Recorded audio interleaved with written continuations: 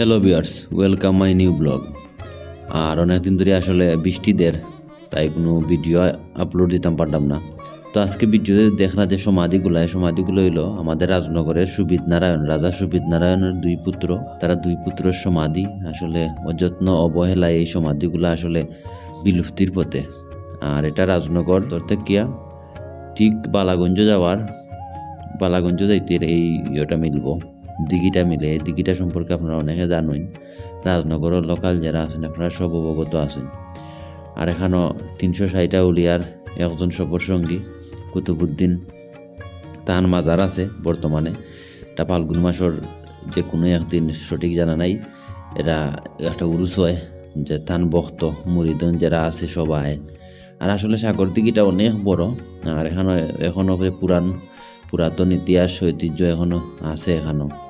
আর বর্তমানে এই দিঘিটা একজন মানুষে আন্ডারে আছে, তাই এখানে মাছ হইলে বিক্রি করা হয়, তারা এটার দেখাশোনা করে। আর এখানে আপনারা গেলে দেখতে পারবা এখনো যে এটা রাজা সুবিদ নারায়ণের যে দিঘিটা, এই দিঘিটা এখনো দেখা যায়। এখনো এটার ইতিহাস ঐতিহ্য লইয়া এখনো রাজনগরের মাঝে আছে। আসলে এটা খুব অযত্ন অবহেলায় পড়িয়া আছে দিঘিটা। আর চেষ্টা করলে রাজনগর বা বাংলাদেশ সরকারের যেটা আছে পর্যটন এলাকার পর্যটন স্থান করতে পারেন। আসলে এরা অনেক স্মৃতি আছে, অনেক বছর পুরান যে জিনিসগুলো এখানে গেলে দেখা যায়।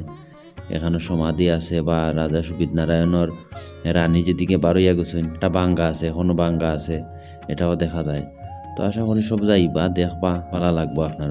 আর আমাদের এই দিঘিটা অনুরোধ হলো স্থানীয় প্রশাসন, বাংলাদেশ সরকার সবার কাছে যে দিঘিটারে একটু যত্ন করিয়া সবার কাছে পৌঁছে দেওয়া। আর সারা বাংলাদেশে পৌঁছে গেলে এটা একটা পর্যটন স্থান হিসেবে দেখা যাইব। ধন্যবাদ। সব ভালো থাকুকা, সুস্থ থাকুকা।